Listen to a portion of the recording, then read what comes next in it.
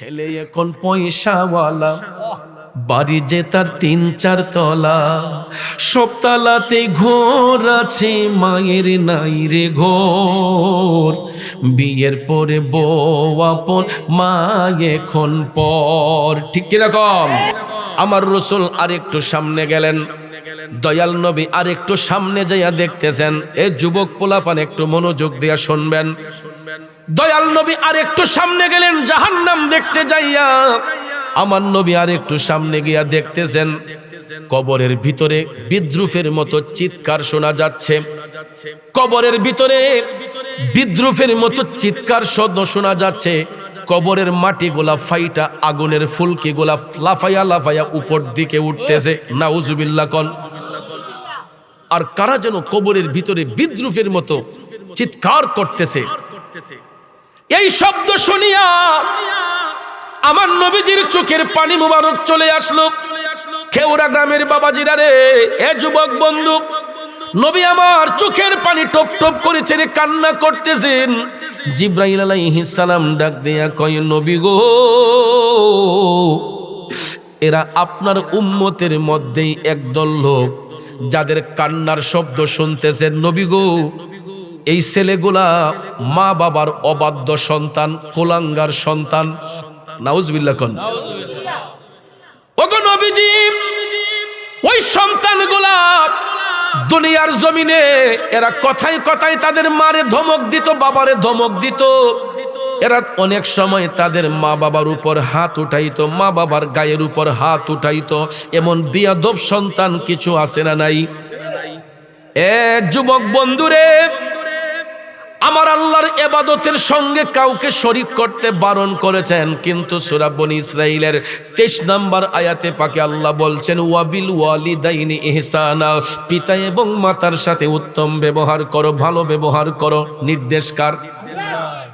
এই জন্য আল্লাহ বলেছেন, আল্লাহ পাকের সাথে যেমন কোনো অংশীদারিত্ব নাই, একটা সন্তানের কাছে তার মা বাবার চেয়ে ঊর্ধ্ব মর্যাদার অধিকারী এই পৃথিবীতে আর কেউ নাই। কথা বলেন।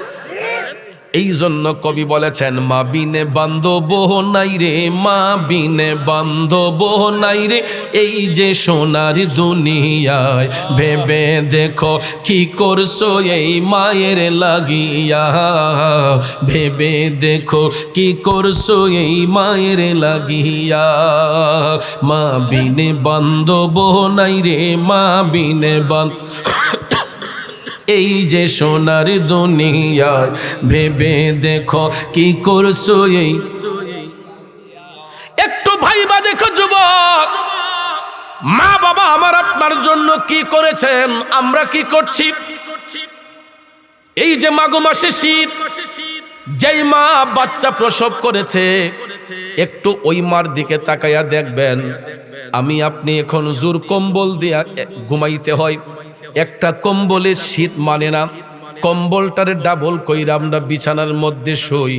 কিন্তু এই নরম বিছানাটায় যখন মায়ের কোলের শিশু সন্তান প্রস্রাব করে দেয়, পায়খানা করে দেয়, মাঝরাতে মা যদি হাত দিয়া দেখে সন্তানটা ভিজা জায়গার মধ্যে পড়ে আছে, দেখবেন ওই মা করে সুন্দর করে বিছানাটা ছেড়ে দিয়া মা লাফ দিয়া উঠা যায়, সাথে সাথে একটা শুকনা কাপড় দিয়া বাচ্চাটারে পেঁচাইয়া ভিজা জায়গাটা মা 2 হাত দিয়া পরিষ্কার করে।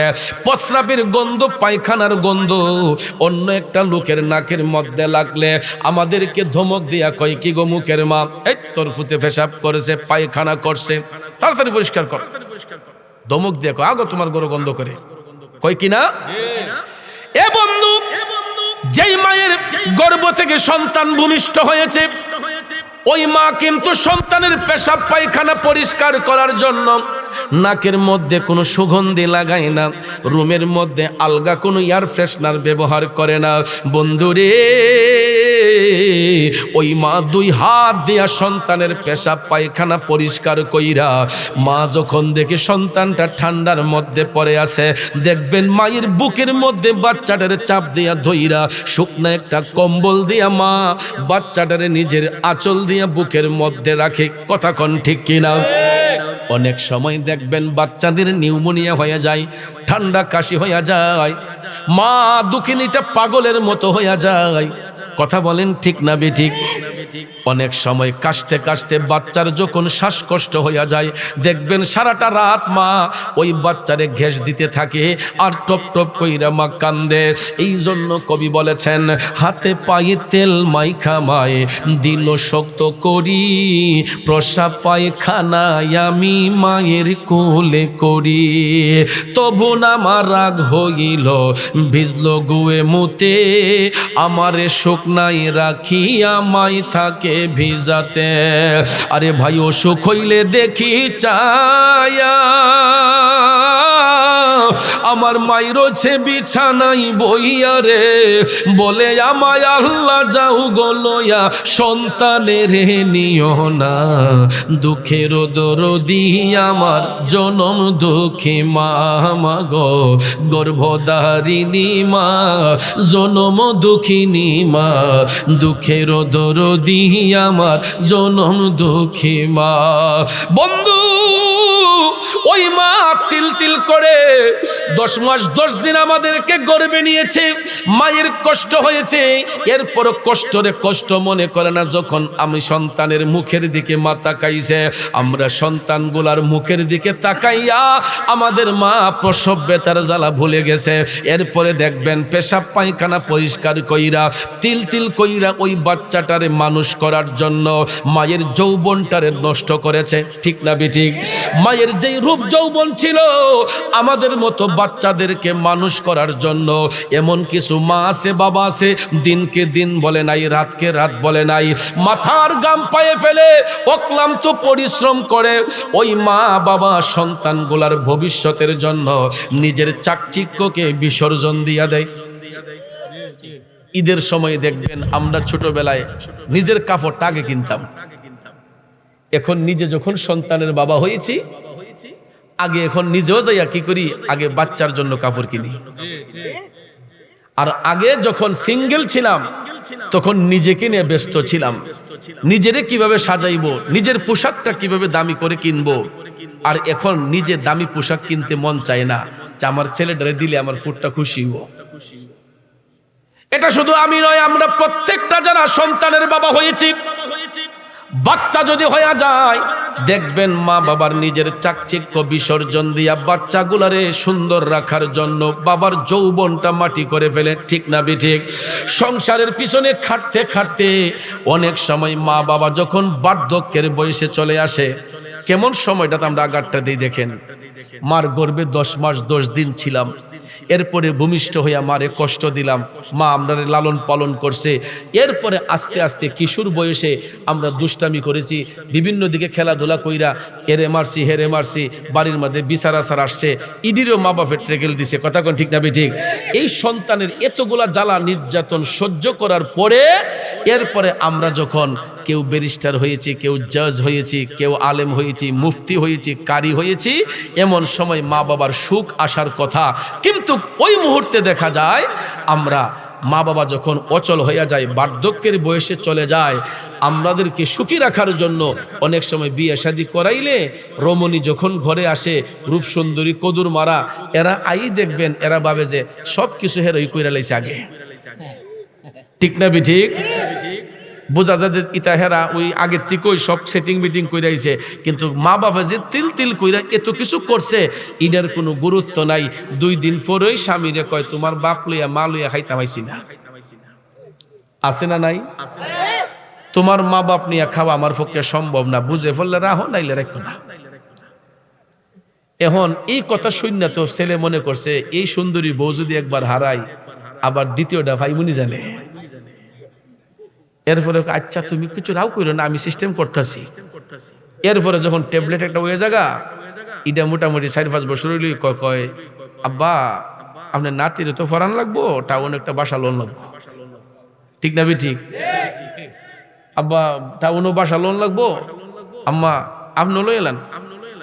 এরপরে দেখবেন মা বাপে যেই মা বাপে নিজে তিলে তিলে সংসারটা গইরা তুলছে, ই মায়েরা কি সারতারেও? একটা পাখিও দেখবেন তার বাসার জন্য মায়া আছে। চড়ুই পাখি, তাল গাছের মধ্যে বাবুই পাখি যে বাসা বানায়, বাতাসে যদি বাসাটা ভাঙ্গা জায়গা, বাতাস আইলে যদি ওই পাখির বাসাটা ভেঙ্গেও যায় দেখবেন ফাঁকাটি ছটফট করে তার বাসা ছাড়তে চায় না। কথা কোন ঠিক না বেঠিক? এত জোর তুফান আসলেও বাবুই পাখি নিজে যখন বাসাটা বানায়, দেখবেন এই জোর তুফানের ভিতরে তার নিজের বাসার মধ্যে পড়ে থাকে। তো ওই মা বাপে চিন্তা করে আমার তিল তিল করে গড়া সম্পদ, আমার নিজের হাতের বাড়ি বানানো, আমার নিজের হাতের সবকিছু ইডে চাইরা আমি কেড়ে বাড়াইতে শহরে যাইতাম। কথা কোন ঠিক না বেঠিক? মা বাপ যাইতে চায় না, ওই এই সুযোগে ম্যাডাম বাচ্চা লালুয়া টাউনে জায়গা, মা বাপ বাড়িতে কি খাইতেছে কিভাবে চলতেছে এটার কোনো খবরই নাই। কথা কোন আছে না নাই?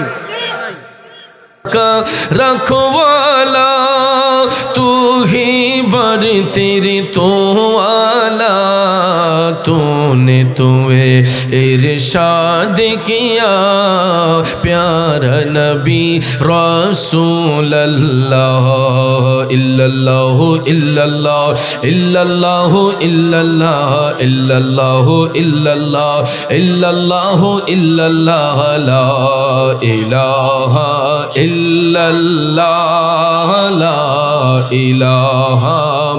সবাই আগে বসেন।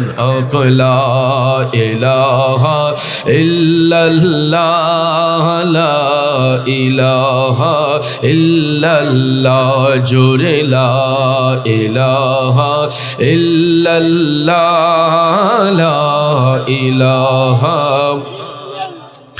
ওলা ইল্লাল্লাহু মুহাম্মাদুর রাসূলুল্লাহ সাল্লাল্লাহু আলাইহি ওয়াসাল্লাম। একটা জবানও বন্ধ রাখবেন না, জবান খুলে উচ্চস্বরে বলুন আল্লাহু আকবার। আর একটু মায়ার সুরে বলি ইয়া রাসূলুল্লাহ। বিসমিল্লাহির রহমানির রহিম।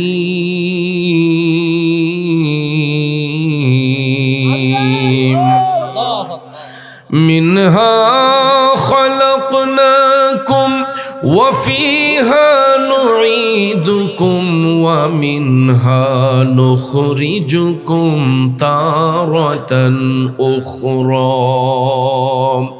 صدق الله العظيم وصدق رسوله النبي الحبيب الكريم، ونحن على ذلك من الشاهدين والشاكرين، والحمد لله رب العالمين. ربي صل وسلم وبارك عليه। একদিন আমি রবনা ভুবনে চিরদিন হারিয়ে যাব, একদিন আমি রবনা ভুবনে চিরদিন। ক্ষমা করে দিও তোমরা আমায়, ভুল করে থাকি যদি কোনো দিন হারিয়ে যাব, একদিন আমি রবনা ভুবনে চিরদিন। উপস্থিত ঐতিহ্যবাহী ব্রাহ্মণবাড়িয়া জেলার কসবা উপজেলাধীন খেওরা পশ্চিম পাড়া জুয়েল মেম্বার সাহেবের বাড়ি সংলগ্ন মোহাম্মদ মিজান মিয়া সাহেবের উদ্যোগে সকল কবরবাসীর আত্মার মাগফেরাত কামনার্থী আয়োজিত আজকের এই 31তম বার্ষিক ঐতিহাসিক সুন্নি মহাসম্মেলন 2026 ইংরেজি সনের সম্মানিত সভাপতি বগির বামুটিয়া সিদ্দিকিয়া দরবার শরীফের বর্তমান গদ্দিনিসীন শ্রদ্ধাভাজন বড় ভাই মুজাহিদ আহলে সুন্নাত হযরতুল হাজ মাওলানা গোলাম হক্কানি পীর সাহিব মাদ্দাজিল্লাহুল আলিয়া, সহসভাপতি অত্র এলাকার কৃতি সন্তান মোহাম্মদ ফরিদ মিয়া সাহেব ও মোহাম্মদ আব্দুস সালাম সাহেব, মাহফিলের সম্মানিত প্রধান অতিথি ইপিলিয়ন গ্রুপের সম্মানিত ডিজিএম, অত্র এলাকার কৃতি সন্তান বিশিষ্ট শিক্ষানুরাগী জনাব নাজমুল আলম আপেল সাহেব, প্রধান মেহমান সফটওয়্যার ইঞ্জিনিয়ার এলাকার কৃতি সন্তান জনাব আরিফুল আলম রবিন সাহেব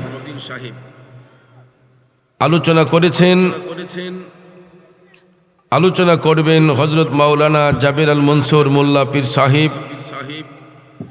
বিশেষ আলোচকদের মধ্যে যিনারা রয়েছেন, আমন্ত্রিত অতিথিবৃন্দের মধ্যে যারা রয়েছেন, প্রত্যেকের নাম নেওয়াটা বিশেষ প্রয়োজন। সময় স্বল্পতার দরুন সবার নাম উল্লেখ করতে না পারলেও শ্রেণীভেদে সকলের প্রতি আন্তরিক স্নেহ শ্রদ্ধা ভালোবাসা রইল, যার মাধ্যমে দাওয়াত কবুল করেছি। আপনাদের এলাকার চেরাগ, আমার অত্যন্ত স্নেহের বিশিষ্ট আলিমী দ্বীন হযরত মাওলানা মুফতি কারি উসমান গনি আল আজহারি সাহেব। মাহফিল পরিচালনা রয়েছেন জনাব মাহবুব রহমান কাজল মিয়া সাহেব। উপস্থিত শ্রদ্ধেয় মুরব্বিয়ানে কেরাম, যুবক ভাইয়েরা, ছাত্র ভাইয়েরা, পর্দানিশীন মা বোনেরা, সকলের প্রতি আবার আন্তরিক সালাম। আসসালামু আলাইকুম ওয়া রাহমাতুল্লাহি ওয়া বারাকাতুহু। রব্বুল ইজ্জতের আলিশান দরবারে লাখো কোটি শুকর গুজার করার পর প্রিয় নবী সরকার দু আলম নূরে মুজাসসম মুহাম্মদুর রাসূলুল্লাহ সাল্লাল্লাহু তাআলা আলাইহি ওয়াসাল্লাম আর শানে নাতে মুস্তফা দুরুদে মুস্তফা সাল্লাল্লাহু আলাইহি ওয়াসাল্লাম পরিবেশন করে আপনাদের খেদমতে মহাগ্রন্থ আল কোরআনুল কারীমের সূরা তাহার 55 নম্বর আয়াতে পাক তেলাওয়াত করেছি। খুব অল্প সময়ে আয়াতে পাকের মূল অর্থ তাফসিরের ভাষায় কিছু আলোচনা এসেছে, এইগুলো উপস্থাপন করে মিলাদ শরীফ হবে, ওলামায়ে কেরাম আসবেন। পরিশেষে শেষ মোনাজাতের মাধ্যমে আমরা আপন আপন বাড়িতে যাব। আল্লাহ পাক যেন শেষ পর্যন্ত আমাদের সবাইকে ধৈর্যের সহিত বসার সুযোগ দান করেন। আমরা সকলে বলি আমিন। আর একটু জবান খুলে বলি আমিন। একটু আওয়াজ করে বলুন, হায়াতের মালিক কে? মৌতের মালিক কে? ইজ্জতের মালিক, সম্মানের মালিক, সব কিছুর মালিক আল্লাহ। এটা আমরা মুখ দিয়ে স্বীকার করি, অন্তরের মধ্যে এই ভয়, এই খৌফ আমাদের থাকে না।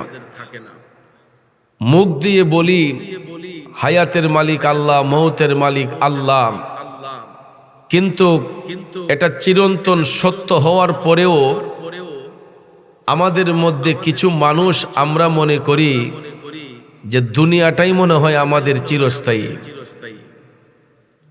আছে না এমন লোক? অনেকেই মরণের কথা চিন্তাই করে না, ভাবে যে এই দুনিয়াটাই মনে হয় আমাদের আসল জিন্দিগি, দুনিয়াটাই মনে হয় আমাদের সব। আর এই চিন্তাটা থাকার কারণে কিছু কিছু মানুষের মধ্যে দেখবেন অহংকারী, তকব্বরি ভাব চলে আসে। কেউ বলে আমি 5খানি জাগার মালিক, কেউ কয় আমি 10টা বাড়ির মালিক, কেউ কয় আমার এত ধন সম্পদ আছে, কেউ কয় আমার এতটা বাড়ি আছে, এতটা গাড়ি আছে। আপনারা বলুন, আসলেই কি মালিক আমরা নাকি আল্লাহ? এই কারণে আল্লাহ সূরা আল ইমরানে স্পষ্ট করে আমাদেরকে অবগত করে দিয়েছেন আপন হাবিবের মাধ্যমে, যোগো হাবিব আপনি বলে দিন, কুলিল্লাহুম্মা মালিকাল মুলকি তুতিল মুলকা মান তাশাউ ওয়া তানজিউল মুলকা মিম্মান তাশা। আল্লাহ বলেন, ওগো হাবিব আপনি জানিয়ে দিন জগৎবাসীকে যে সমস্ত রাজ্যের মালিক আমি আল্লাহ। আমি ইচ্ছে করলেই কাউকে রাজত্ব দিতে পারি, ইচ্ছে করলেই কারো কাছ থেকে এটা কেড়ে নিতে পারি। ক্ষমতা কার? আমরা মাঝে মধ্যে দোকানপাটে বইসা চা পান কইরা দেখবেন কিছু লোক সম্পর্কে বলি যে আহারে এর বাপের কিচ্ছু আসিল না, ও ওহন কোটি টাকার মালিক হইছে। আবার এমনও লোকের প্রশংসা করে বলি, আহ তার বাপের এত ধন সম্পদ আসিল, ওহনে একদম রাস্তার ভিখারি গেছে গা। বলিনি আমরা? আসলে কি এটা আমাদের মুখের কথা না কোরআনের কথা? আমরা যদিও মুখে বলি, এটা আমাদের মুখের কথা নয়, এটা কোরআনে পাকের কথা। কারণ ধন সম্পদ এক হাতে চিরস্থায়ী থাকে না, এটা এক হাতে চিরস্থায়ী থাকে না। আল্লাহ ইচ্ছে করলে কাউকে বাদশাও বানায়, ইচ্ছে করলে কাউরে ফকিরও বানায়, ঠিক না ঠিক? দেওয়ার মালিকও আল্লাহ, নেওয়ার মালিকও আল্লাহ। তাইলে উভয় অবস্থায় প্রশংসা করব কার? আরো জোরে বলেন কার? এই জন্য একজন কবি বলেছেন, তুমি রাখো কি বা মারো এই দয়া করো, থাকিতে যেন তোমায় না ভুলি। তুমি রাখো কি বা মারো এই দয়া করো, থাকিতে যেন তোমায় না ভুলি। বাজানো, আমার আল্লাহ ইচ্ছে করলে মারতে পারেন, ইচ্ছে করলেই বাঁচাতে পারেন। এই জন্য আল্লাহ বলেছেন, ইউখরিজুল হাইয়্যিতা মিনাল মাইয়্যিত। আমি আল্লাহ ইচ্ছে করলে জীবন দিতে পারি, কারো থেকে জীবন কেড়ে নিতে পারি। সমস্ত ক্ষমতার মালিক একমাত্র কে? কিন্তু এই সুন্দর মেসেজ পাওয়ার পরেও, এত সুন্দর মেসেজ পাওয়ার পরেও কিছু কিছু মানুষ দেখবেন অহংকারিতে লিপ্ত হয়ে যায়, তকব্বরিতে লিপ্ত হয়ে যায়। ওই মানুষগুলা মনে করে দুনিয়াটাই মনে হয় তাদের আসল জিনিস, দুনিয়াটাই মনে হয় তাদের আসল ঠিকানা। কিন্তু বাজানো, আর দুনিয়াও মাজরাতুল আখিরা, দুনিয়াটা হচ্ছে আখিরাতের একটা পরীক্ষাশালা, এছাড়া আর কিছু নয়। এই সুন্দর দুনিয়াটা আমার আপনার জন্য একটা পরীক্ষাশালা। এই দুনিয়ার জিন্দেগি আমরা কতদিন অতিবাহিত করব, এটার নির্দিষ্ট কোনো গ্যারান্টি কেউ দিতে পারবে না। কথা বলেন ঠিক কিনা? অনেক বাবারা মনে করে আমার ফোন করব, আমার সন্তান আমাকে দাফন করব। কিন্তু বাবা গো, আপনার এই ধারণাটা একেবারে ভুল। শুধু সন্তানের কাঁধেই পিতার লাশ বহন করা হয় না, অনেক সময় পিতার কাঁধেও সন্তানের লাশ বহন করতে হয়, ঠিক না বিঠে? কারণ মৃত্যুর কোনো সিরিয়াল নাই। দুনিয়াতে আসার সিরিয়াল মেনটেন হয়, কিন্তু যাবার কোনো সিরিয়াল নাই। যাবার সময় বাবার আগে সন্তান যেতে পারে, সন্তানের আগে বাবা যেতে পারে, মায়ের আগে মেয়ে যেতে পারে, মেয়ের আগে মা যেতে পারে। কথা বলেন ঠিক কিনা? নবীর প্রেমিকেরা, এই জন্য আমার আল্লাহ সূরা তাহার 55 নম্বর আয়াতে পাকের মাধ্যমে আমাদেরকে সুন্দর করে জানিয়ে দিয়েছেন, বান্দা শুনো, বিসমিল্লাহির রহমানির রহিম।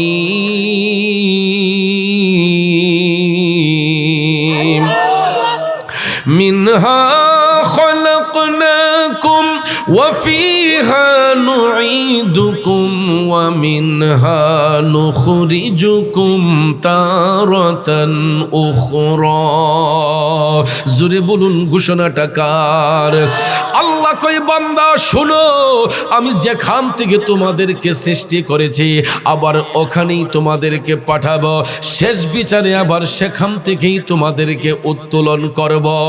অর্থাৎ এটা হলো আয়াতে পাকের সরল তর্জমা। এই আয়াতে পাকের তাফসীর করতে যাইয়া জগৎ বিখ্যাত তাফসীর রুহুল বয়ান প্রমাণ করেছে, এখানে আল্লাহ রাব্বুল আলামিন 3টা স্টেপের কথা বলেছেন। একটা দুনিয়ার আগমনের কথা, আর একটা দুনিয়াতে চলে যাওয়ার কথা, আবার শেষ বিচারে হাসরের ময়দানের কথা। এখানে 3টা স্টেপের কথা আল্লাহ তাআলা আমাদেরকে মনে করিয়ে দিয়েছেন। কারণ দুনিয়াতে আল্লাহই পাঠান, আবার দুনিয়া থেকে আল্লাহ নিবেন, আবার আল্লাহ রাব্বুল আলামিন হাসরের ময়দানে এখান থেকে আমাদেরকে উত্তোলন করবেন, ঠিক কিনা কোন?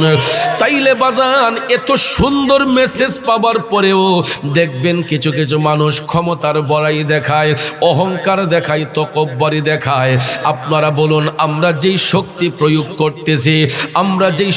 প্রয়োগ করতেছি, যেইভাবে হাত নাড়াইতেছি, পাও নাড়াইতেছি, শক্তিটা দিয়েছেন কে? শক্তিটা নিবেন কে? এটার জন্য মাঝে মাঝে দেখবেন আল্লাহ রাব্বুল আলামিন আমাদেরকে শিক্ষা দেওয়ার জন্য মাঝে মাঝে দেখবেন কিছু সুস্থ সবল শরীরের লোকদের মাঝে প্যারালাইসিস নামক একটা রোগ এসে দেখা দেয়। কথা বলেন, প্যারালাইসিস যখন হয়ে যায়, আপনারা লক্ষ্য করে দেখবেন দেহের একটা সাইড অচল হয়ে যায়। একটা হাত একটা পা অবশ হইয়া যায়।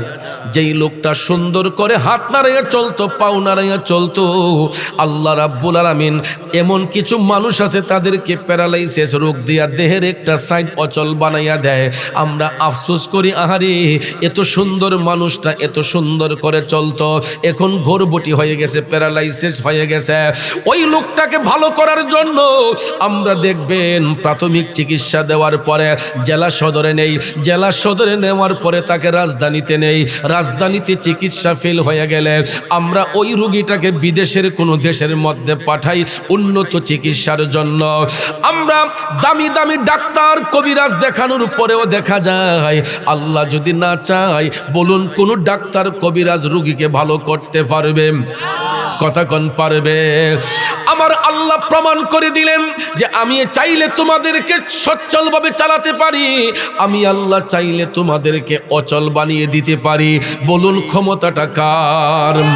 এই জন্য যুবক আমার বাবাজিরা গো, ইত্তাকুল্লাহ, আল্লাহকে ভয় করতে হবে, আল্লাহর ভয় অন্তরে জাগ্রত রাখতে হবে, কবরের কথা আমাদেরকে স্মরণ রাখতে হবে।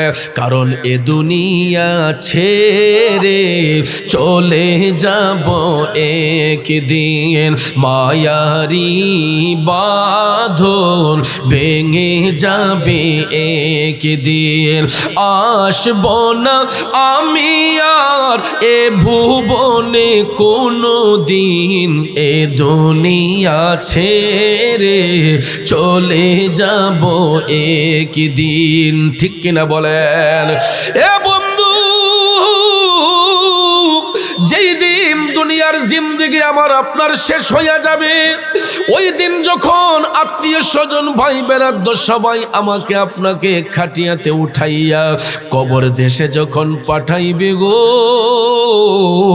আপনারা বলুন ওই কবরে দুনিয়ার কোনো বন্ধু যাবে, বান্ধব যাবেন? অথচ আমরা প্রায় সময় দেখতে পাই চায়ের দোকানে বসলে বন্ধুদের আড্ডা, রাস্তার মোড়ে বৈশা বন্ধুদের আড্ডা, দুই বন্ধু মিলিয়া 10 জন 5 জন বন্ধু মিলিয়া কত ভ্রমণের মধ্যে আমরা যাই, টুরিস্টে যাই, আমরা অনেক সময় কক্সবাজার যাই, পতেঙ্গা যাই, আমরা জাফলং যাই, মাধবকুণ্ড যাই, বাংলাদেশের দর্শনীয় স্থানগুলা দেখতে যাই। অনেক সময় দেখা যায় রোড অ্যাক্সিডেন্টে দুর্ঘটনার শিকার হইয়া 10টা বন্ধুর মধ্য থেকে একটা বন্ধু চলে যায়। এমন ইতিহাস আছে না নাই? একটা বন্ধু চলে যায়, বাকি 9 জন বন্ধু বন্ধুর কাছে বৈশা চোখের পানি ছেনে কান্না করে চোখের পানি দিতে পারে, কিন্তু বলেন ওই বন্ধুরা কি ওই বন্ধুর সঙ্গ আর দিতে পারে? লাশ যখন হইয়া যায়, বন্ধুরা সবাই লাশটা নিয়ে বন্ধুর বাড়িতে নিয়ে আসে, স্বজনরা মিলিয়া তাকে কবরে দাফন করে দিয়া 40 কদম দূরে আসার পরে ইস্তেগফার করে মোনাজাত করে আমরা তাকে দাফন করে একা কবরের মধ্যে রেখে চলে আসি। কথা বলেন ঠিক না বিঠিক? অথচ দেখেন বন্ধুর বাড়িতে বন্ধু গেলে দামি বিছানাটা সুন্দর করে সাজাইয়া দেয়, বক্স পালংটা সুন্দর করে ঝাইরা নতুন বিছানার চাদর বিছাইয়া শিমুল তুলার বালিশ দিয়ে আমাদেরকে ঘুম পাড়াইয়া দেয়। এ খেউরা এলাকার বাবাজিরা রে, ওই বন্ধুর চোখের সামন থেকে বন্ধু যখন যায়, বন্ধু যদিও দাফন করতে যায়, আপনারা দেখবেন সাদা 3 টুকরো মার্কিন কাপড় দিয়া পেছাইয়া, ঠিক কিনা কোন? সাদা 3 টুকরো মার্কিন কাপড় দিয়া পেছাইয়া এই গুরুস্থানের মধ্যে মাটির একটা বিছানা বানানো হয়, ঠিক কিনা কম? এই বিছানাটাও কিন্তু বড় পরিসরে হয় না। যেই ব্যক্তি মারা যায় ওই ব্যক্তির হাতে 3.5 হাত, ঠিক কিনা কম? এই 3.5 হাত কবরটা খনন করিয়া, এটার কিন্তু একটা নির্দিষ্ট দৈর্ঘ্য আছে, প্রস্থ আছে।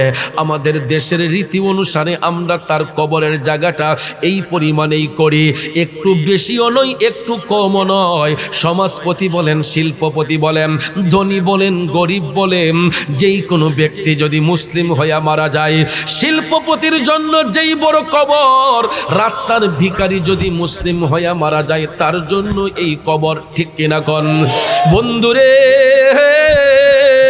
অথচ দুনিয়ার জমিনে দেখেন আমরা কত রং বেরঙের কাপড় পরি গো।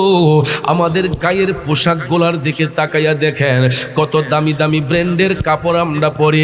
কারো গায়ের কাপড়টা নীল, কারোটা লাল, কারোটা বেগুনি, কারোটা হলুদ, ভ্যারাইটিস কালারের কাপড় আমার আপনার গায়ের মধ্যে দিয়ে আমরা বসি। এই যে দেখেন মাঘ মাসের শীত আমাদের কাছ থেকে যাচ্ছে, এত ঠান্ডা শীত, এই শীতকে ভয় করে শীত থেকে বাঁচার জন্য, শরীরটাকে গরম রাখার জন্য আমরা একটা কাপড়ে সীমাবদ্ধ থাকি না, গায়ের মধ্যে অনেকগুলা কাপড় দেই। গেঞ্জির উপরে পাঞ্জাবি, পাঞ্জাবির উপরে সোয়েটার, সোয়েটারের উপরে চাদর, কত সুন্দর করে আমাদের শরীরটাকে গরম রাখার জন্য চাদর দিয়া বেষ্টনী করে। বন্ধু, যদি আমি এই মুহূর্তে মারা যাই, আমি মুরাদ চৌধুরীর গায়ের শালটা আগে খোলা হবে, আমার গায়ের কোটটা খোলা হবে, পাঞ্জাবিটাও খোলা হবে। আমাকে কিন্তু আর বক্স পালঙ্গে আপনি রাখবেন না। এখন যে আসছি আমাকে কত আতর আপ্যায়ন করে আপনার দামি রুমটার মধ্যে নিয়ে বসাইবেন। ঘরের মধ্যে যেই দামি বেডরুমটা, সেই রুমের মধ্যে নিয়ে মুরাদ চৌধুরীকে বসাইবেন। কত সুন্দর করে বালিশটা সাজাইয়া দিবেন, নতুন একটা কম্বল বার করে দিবেন। হুজুর একটু আরাম করে বসেন। কিন্তু বাজান, আমি মুরাদ চৌধুরীও যদি এখন মারা যাই গো, আপনারা কিন্তু ঘরের এই জাজিমে আমাকে রাখবেন না, মাথার নিচে শিমুল তোলার বালিশটা দিবেন না। আমার লাশটা হবিগঞ্জে পৌঁছানোর আগ পর্যন্ত আপনার ঘরের বারান্দার ফ্লোরের মধ্যে একটা চাটি বিছাইয়া আমার নিতর দেহটাকে বালিশবিহীন, কম্বলবিহীন, তোষকবিহীন পাতলা একটা চাদর দিয়া ঢাইকা রাখবেন। কথা বলেন ঠিক কিনা? আব্বারে, ও যুবক, আমি গতকালকে একটা জানাজার নামাজের ইমামতি করে আসলাম নবীনগর উপজেলার লাউর ফতেপুর গ্রামে। ভদ্রলোক এত ঠান্ডার মধ্যে মারা গেলেন। দুনিয়াতে যখন ছিলেন কত দামি দামি কম্বল তার গায়ের মধ্যে ছিল। জানাজার মাঠে যাইয়া লাশটা দেখে আমার চোখের পানিগুলা চলে আসলো। প্রত্যেকটা জানাজার মুসল্লিদের গায়ের মধ্যে শীতের কাপড়গুলা সুন্দর করে দিয়ে রাখছে, কিন্তু যেই লোকটা নিতর দেহ নিয়ে শুয়েছে, এই SS5 এর বানানো খাটিয়াটা সাধারণত দেখবেন শীতের দিনে লৌহেতে হাত দিলে শরীরটা শিহরিত হইয়া ওঠে, ঠিক কিনা কোন? ঠান্ডা এত সুন্দর, এত কঠিন ঠান্ডা লাগে, হাতটা দিলেই যেন শরীরটা কাইপা উঠে। কিন্তু এই খাটিয়ার মধ্যে অন্য কোনো বিছানা নাই, অন্য কোনো লেপ নাই, তোষক নাই। ওই ভদ্রলোক ডেড বডি হওয়ার কারণে তাকে 3 টুকরা মার্কিন সাদা কাপড় নাকি কালো কাপড়, সবার গায়ে কাপড় হবে কি? জোরে বলেন কি? আজকে যদি শিল্পপতি মারা যান, শিল্পপতির কাফনের রং কি হবে? গরিব লোকের কাফনের রং কি হবে? এ বন্ধু, দুনিয়ার জমিনে রং বেরঙ্গের কাপড় পরি গো, দামি দামি ব্র্যান্ডের গাড়ি ঘোড়া দৌড়াই, কত ব্র্যান্ডের গাড়ি আমরা চালাই। প্রতিযোগিতামূলক ভাবে দেখবেন আমাদের দেশের বড় লোকরা কয়দিন পর পর এক একটা ব্র্যান্ডের গাড়ি যখন নতুন আসে, শোরুম থেকে ওই গাড়িটা নিয়ে আসে। কিন্তু শিল্পপতি, সমাজপতি যদি মারাও যায়, রাস্তার ভিখারিও যদি মারা যায়, এই গাড়িটা আমাদের সবার কিন্তু একদিন চড়তে হবে। এ বন্ধু, দুনিয়ার গাড়িগুলার কত পার্কিং হয়, আমরা যে ওয়াজ মাহফিলে যাই গাড়িগুলা কত জায়গায় নিয়ে পার্কিং করি, কিন্তু আপন দেশে যেই দিন যাইব গো, এই গাড়িটা কিন্তু আমাদের সবাইকেই চড়তে হবে। ধনী গরিব, উচ্চ শ্রেণী, মধ্য শ্রেণী, নিম্ন শ্রেণী, সবাইকেই এই গাড়ির যাত্রী একদিন হতে হবে, ঠিক কিনা কোন? আমার থিওরিতে আমি দেখেছি এই গাড়িটার 4টা স্টেশন। কয়টা? একটা পার্কিং হলো মসজিদের বারান্দায়, আর একটা পার্কিং হলো মৃত ব্যক্তির বাড়িতে, আর একটা পার্কিং হয় জানাজার মাঠে, শেষ পার্কিংটা হয় গুরুস্থানের পাড়ে। কথা বলেন? এই 4টা স্টেশন ছাড়া ওই গাড়ি আর কোথাও যায় না। দুনিয়ার ইঞ্জিন চালিত গাড়িগুলা চালাইতে হলে একজন ড্রাইভার লাগে। আকাশপথে বিমান যদি উড়ে, ড্রাইভার কিন্তু একজনই থাকে, যদি আর একজন সহযোগী থাকে। বাজান আমার বন্ধুরা আমার, রেলপথে যান, ড্রাইভার কিন্তু একজনের দ্বারাতেই 10টা 15টা বগি টাইনা নেওয়া হয়, ঠিক কিনা কম? একজন ড্রাইভারের ক্যাপাসিটিতে এই রেলগাড়ির ইঞ্জিন দিয়ে 15টা 20টা বগি টাইনা নেওয়া হয়। কিন্তু আপন দেশে যেই গাড়িটাতে উঠবো, ওই গাড়ি চালাইতে কোনো তেল লাগে না, মোবিল লাগে না, পেট্রোল লাগে না, অকটেল লাগে না, ডিজেল লাগে না। আব্বারে ওই গাড়ি চালাইবার জন্য 4জন নিম্নতম ড্রাইভারের প্রয়োজন হয়, এরপরে সহযোগী আরো কয়েকজন থাকে, ঠিক কিনা কন? দুনিয়ার জমিনে দেখবেন গাড়ি ঘোড়ার মধ্যে কত ডেকসেট সাইরা গান শোনা হয়, কত ডিজে গান বাজানো হয়, কিন্তু আপন দেশে যেই গাড়ি দিয়া যাইব, ওই গাড়িটা নিয়ে কবরে যাওয়ার সময়ে কিন্তু সবার জবান দিয়ে একটা শান বাইর হয়। এই শানটা হলো লা ইলাহা ইল্লাল্লাহ, লা ইলাহা, লা ইলাহা, লা ইলাহা ইল্লাল্লাহু মুহাম্মাদুর রাসূলুল্লাহ সাল্লাল্লাহু আলাইহি ওয়াসাল্লাম। কথা বলেন ঠিক না বেঠিক? গাড়ি ঘোড়ার মধ্যে বিভিন্ন ডেকসেটে গান বাজানো হয়, কিন্তু আপন দেশে যখন তাকে পাঠানো হয়, শার্ট পরন্না লোক, প্যান্ট পরন্না লোক, গেঞ্জি পরন্না লোক, পাঞ্জাবি পরন্না লোক, দেখবেন সবার জবান দিয়ে ওই দিন অন্য কোনো ডিজে গান বের হয় না, সবার জবান দিয়ে ওই শানটা বের হয় আমার আল্লাহ পাকের জিকির, ঠিক কিনা কন? আমি যেই কথাটা বলেছিলাম, মুরাদ চৌধুরী মারা গেলে আপনার আমার লাশটা কিছুক্ষণের জন্য হবিগঞ্জে পাঠাইবার আগ পর্যন্ত ঘরের বারান্দায় পাতলা একটা চাটি বিছাইয়া নিতর দেহটারে বালিশবিহীন কম্বল বিহীন শোয়া রাখবেন। এরপরে হবিগঞ্জে নিয়ে আমাকে যখন বড়ই পাতার গরম জল দিয়া গোসল দেওয়া হবে, দোকানের 3 টুকরা মার্কিন কাপড় আমার সম্বল হবে।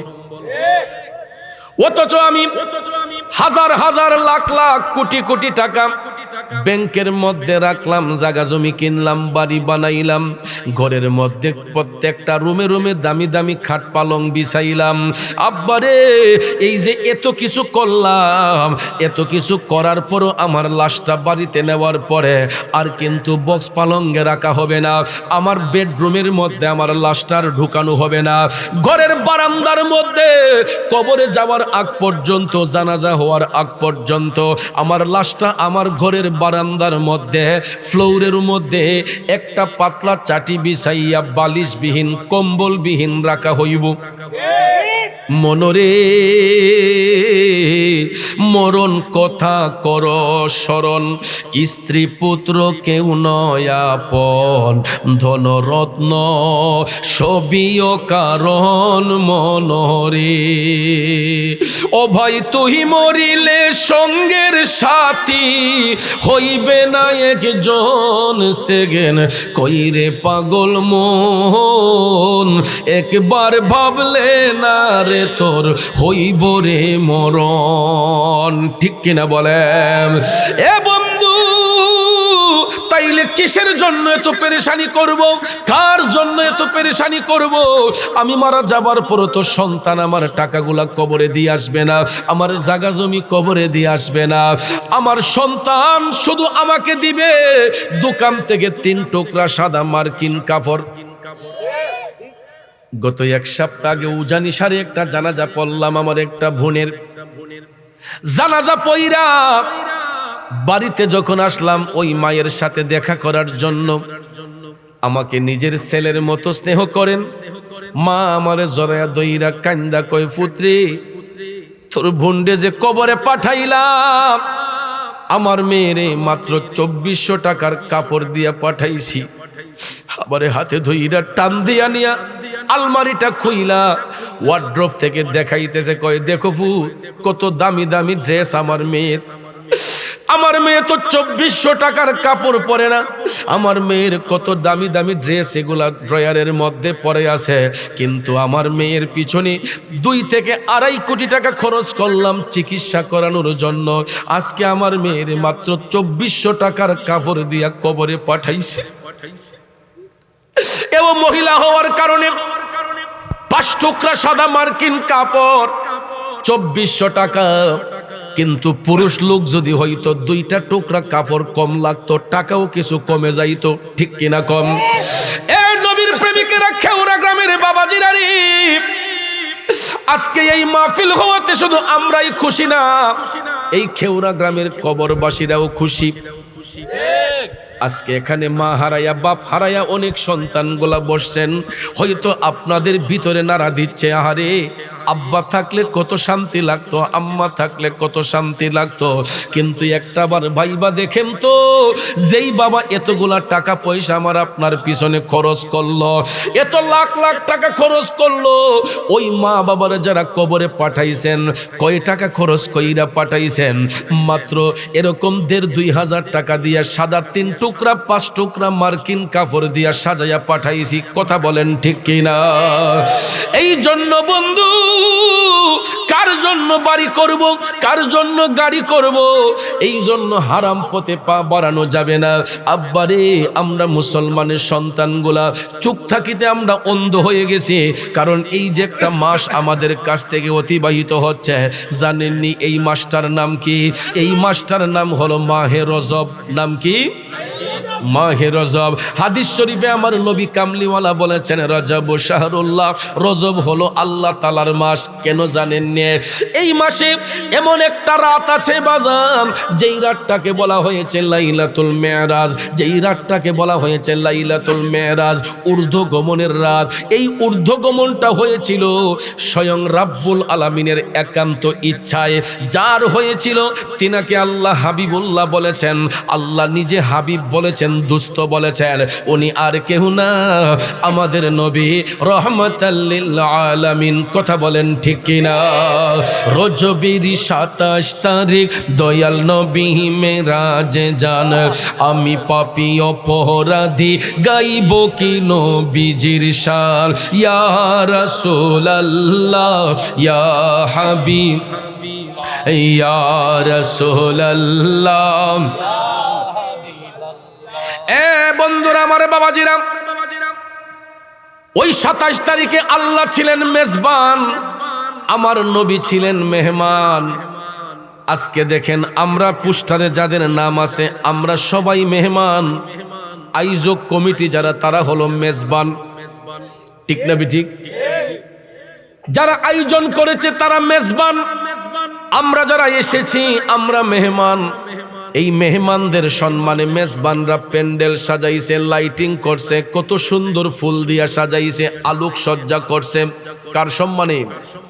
মেহমানের সম্মানে। কার সম্মানে? মেহমানদের সম্মানে। খেওরা গ্রামে আজকে আলোক সজ্জা হয়েছে, লাইটিং হয়েছে, মাইক টানানো হয়েছে, সুন্দর করে একটা অনুষ্ঠান সাজানো হয়েছে। বাজান আমার, বন্ধুরা আমার, রজব মাসের 27 তারিখ ওই রাতের মেজবান ছিলেন আল্লাহ, মেহমান ছিলেন আমার নবীজি। কেমন মেজবান, কেমন মেহমান? মেহমান হলেন দয়াল নবী, মেজবান হলেন আল্লাহ। এই জন্য কবি চোরের ভাষায় বলেছেন, আমরা বড়ই ভাগ্যবান, মোদের রাসূল আল্লাহর মেহমান। আমরা বড়ই ভাগ্যবান, মোদের রাসূল মেহমান। ঠিক কিনা কন? এই মেহমান, মেজবান মেহমানকে কুদরতি কালামে যত আশ্চর্যজনিত বিষয় ছিল, আমার আল্লাহর কুদরতি কালামে, অর্থাৎ গোটা সৃষ্টি জগতে, শুধু দুনিয়াতে নয়, আরশ কুরসি লৌহ কলমে নয়, আল্লাহর গোটা সৃষ্টি জগতে যতটা জগৎ সমূহ রয়েছে, যত আশ্চর্যজনিত বিষয় আছে, সব কিছু আপন হাবিবকে দেখানোর জন্য, জানানোর জন্য আল্লাহ তাআলা ফেরেশতা জিবরাইলের মাধ্যমে দাওয়াত দিয়া পাঠিয়েছিলেন। ঠিক কিনা কোন? আমার মদিনার কামলিওয়ালা নবীজি মসজিদুল হারাম থেকে মসজিদুল আকসা পর্যন্ত গেলেন। খাদেম ছিলেন জিবরাইল, এই জন্য একটু সুরের ভাষায় বলে যাই, জিবরাইল হলেন খাদিম, যাবেন নবী আরশে আজিম, দুলহা সেজে দয়াল নবী বোরাকেতে পা ওঠান, আমি পাপী অপরাধী গাইব কি নবীজির শান, ইয়া রাসূলুল্লাহ ইয়া আল্লাহ ইয়া রাসূল বিবাল্লাহ ইয়া রাসূলুল্লাহ। মসজিদুল আকসাতে গিয়া দেখেন নবী কুল আম্বি, নূর নবীজি 2 রাকাত নামাজ পড়ার ইমাম হয়ে, নূর নবীজি 2 রাকাত নামাজ পড়ার, আমি পাপী অপরাধী গাইব কি নবীজির শান, ইয়া রাসূলুল্লাহ ইয়া হাবিব ইয়া রাসূলুল্লাহ। আমার ভাইয়েরা, বন্ধুরা, বাবাজিরা, মসজিদুল আকসাতে যাওয়ার পরে আমার আল্লাহ সমস্ত আম্বে কেরামগণকে এখানে একত্রিত করলেন। কেন করলেন? যাতে কোন নবী রাসূল আমার নবীর এই সফরকে অস্বীকার করতে না পারেন, যাতে কোন নবী রাসূল আমার নবীর এই মেরাজ সফরকে অস্বীকার করতে না পারেন। এই জন্য ডকুমেন্টারি যাতে কেউ অস্বীকার করতে না পারে, এই সুযোগ না দেওয়ার জন্য আল্লাহ তাআলা সমস্ত আম্বিয়া কেরামকে মসজিদুল আকসার মধ্যে উপস্থিত করলেন। সেখানে সমস্ত আম্বিয়া কেরাম হলেন মুক্তাদি, আর ইমাম হলেন আমার নবীজি। এই জন্য দয়াল নবীকে এখানে একটা উপাধি দেওয়া হয়েছে, ইমামুল আম্বিয়া। সুবহানাল্লাহ। ইমামুল মুরসালিন এই উপাধিতে ভূষিত হওয়ার পরে আমার নবীজি প্রথম আসমানের দ্বার প্রান্তে জিবরাইল আলাইহিস সালাম আসমানের দরজায় নক করলেন। উপর থেকে ফেরেশতা জানতে চাইলেন কে? জিবরাইল বলতেছেন আমি জিবরাইল। সাথে কে? তিনি বলেন রহমাতাল লিল আলামিন। এই কথা বলার সাথে সাথে আসমানের দরজা উন্মুক্ত হলো। প্রথম আসমানের দরজা উন্মুক্ত হওয়ার পরে আমার দয়াল নবী আসমানের মধ্যে অবতরণ করলেন। সেখানে প্রথম আসমানে হযরতে বাবা আদম আলাইহিস সালামের সাথে সাক্ষাৎ হলো। সুবহানাল্লাহ। আদম আলাইহিস সালাম আমার নবীকে অভ্যর্থনা জানালেন, স্বাগত জানালেন। এরপরে ভাইয়ের আমার আদম আলাইহিস সালাম বলেন, ইয়া রাসূলুল্লাহ, নবী গো, আপনার জন্য আল্লাহ রাব্বুল আলামিন প্রথম আসমানের যত দর্শনীয় জায়গা আছে সব কিছু সুসজ্জিত করে রাখছেন। এরপরে আদম নবী বলতেছেন, নবী গো, আল্লাহ রাব্বুল আলামিন আপনাকে দেখানোর জন্য জান্নাত এবং জাহান্নাম উভয়টা সুসজ্জিত করে রাখছেন। আপনি চাইলে আগে জান্নাত দেখতে পারেন, আগে চাইলে জাহান্নামটাও দেখতে পারেন। সুবহানাল্লাহ। দয়াল নবী ডাক দিয়ে বলতেছেন, জিবরাইল, ও জিবরাইল, আমি জান্নাত দেখব পরে, আগে জাহান্নামের অবস্থাটা আমি দেখতে চাই। আল্লাহু আকবার। ভাইয়েরা আমার, বন্ধুরা আমার, দয়াল নবী বললেন, জিবরাইল, আমি জান্নাত পরে দেখব, আগে জাহান্নামটা দেখতে চাই। জিবরাইল বলতেছেন, ইয়া রাসূলুল্লাহ, উভয়টাই আল্লাহ আপনার জন্য সুসজ্জিত করেছেন, আপনার একান্ত মর্জি।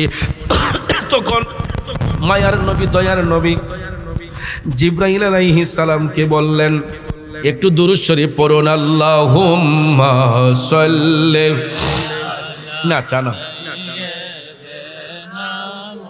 হাম্মাদনা, 2 মাসের উপরে ঠান্ডা, মাওলানা আদনা বিয়ানাম লানা মুহাম্মাদ নাবিয়ানাম মাওলানা। আমার বাবাজিরা, বন্ধুরা, খারাপ লাগতেছে আপনাদের।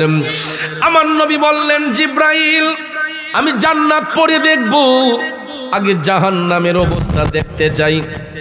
জিবরাইল বলতেছেন, নবী গো, উভয়টাই আল্লাহ আপনার জন্য সুসজ্জিত করেছেন, আপনার একান্ত মর্জি।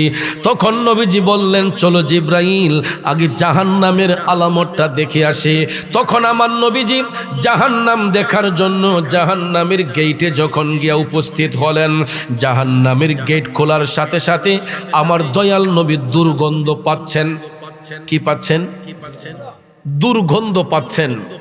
জাহান্নামের মধ্যে সুগন্ধ না দুর্গন্ধ? দয়াল নবী সুগন্ধ পাচ্ছেন না দুর্গন্ধ পাচ্ছেন?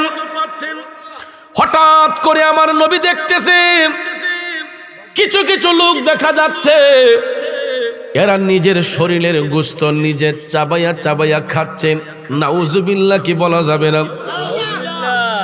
এমন কিছু লোক দেখা যাচ্ছে, এরা নিজের শরীরের গোশত নিজে চাবাইয়া খায়। টপ টপ করে আমার নবীজি চোখের পানি ছেড়ে কান্না শুরু করে দিলেন। আরে মানুষ হইয়া মানুষের গোশত নিজের গোশত নিজে চাবাইয়া খায়, এটা কেমন মানুষ? এই দৃশ্য দেখে আমার নবীজির চোখের পানি টপ টপ করে পড়তেছে। জিব্রাইল আলাইহিস সালাম ডাক দিয়া কয়, নবী গো, ইয়া রাসূলুল্লাহ, এরা আপনার উম্মতের মধ্যেই একদল লোক নবী গো, এরা দুনিয়ার জমিনে মানুষের উপর জুলুম করত, নির্যাতন করত, এরা পরের হক নষ্ট করত, এরা অন্যের হক নষ্ট করত। ইয়া রাসূলুল্লাহ নবী গো, এরা এতিমের সম্পদ গ্রাস করত। আছে না নাই? এ বাবাজিরা, আমার বন্ধুরা, আমার গোষ্ঠীটা যদি বড় হয়, আপনারা দেখবেন বড় গোষ্ঠীর মানুষগুলার আলাদা একটা শক্তি থাকে। এরা দেখবেন এদের গোষ্ঠীর একজন যদি ঝগড়ার মধ্যে লিপ্ত হয়, সালিশতা না কইরা কইরে লাঠি সুটা নিয়ে সবাই বের হও। আমদার গোষ্ঠী বড়, এমন শক্তি দেখেন না ফিলার আসেনি। যাদের গোষ্ঠীগারা কম, দুর্বল, এরার প্রতি দেখবেন বড় গোষ্ঠীর মানুষে একটু টর্চারিং বেশি করে। একটু জোরে কথা কইল কয়, আমরা শুধু কথা কই না কেডারি। এমন অহংকারী লোক আছে না নাই? ওরে সৃষ্টিকর্তার ইশারাতে যেতে হবে মাটির নিচেতে, আরে চলবে না আর বাহাদুরি, চলবে না আর বাহাদুরি, যাহা করতে দুনিয়ায় হাইরে, যাহা করতে দুনিয়ায়, ওরে দম ফুরাইলে রঙের জলসা যাইব শেষ হইয়া, আসলে ও মন হাসায়া, ও মন যেতে যাবে কান্দায়া, ওরে দম ফুরাইলে রঙের জলসা যাইব শেষ হইয়া। ঠিক কিনা বলেন? খেউরা গ্রামের বাবাজিরা, ও যুবক বন্ধুরা রে, গোষ্ঠী বড় হইলে যে ক্ষমতা দেখাইতে হবে, মানুষের প্রতি জুলুম করতে হবে, আপনি হয়তো দুনিয়াতে পার পাইয়া যাবেন, কিন্তু আখিরাতের মধ্যে আপনি পার পাবেন না। ওই লোকগুলা দুনিয়া ছেড়ে যাবার পরে এরা জাহান্নামে নিক্ষিপ্ত হবে। এর জন্য রাসূল বলেছেন, যারা দুনিয়ার জমিনে জুলুম করে, মানুষের হক নষ্ট করে, ইতিমের সম্পদ গ্রাস করে, ওই সমস্ত লোকগুলাকে আমার নবী আপন চোখ মুবারক দিয়া দেখেছেন। জাহান্নামে এদের জন্য কোনো খাবার পণ্য রাখা হয় নাই, জাহান্নামে এদের জন্য কোনো খাবার পণ্য রাখা হয় নাই। এই জন্য এরা নিজের গোশত নিজে চাবায়া চাবায়া খায়। জিব্রাইল আলাইহিস সালাম কয়, নবী গো,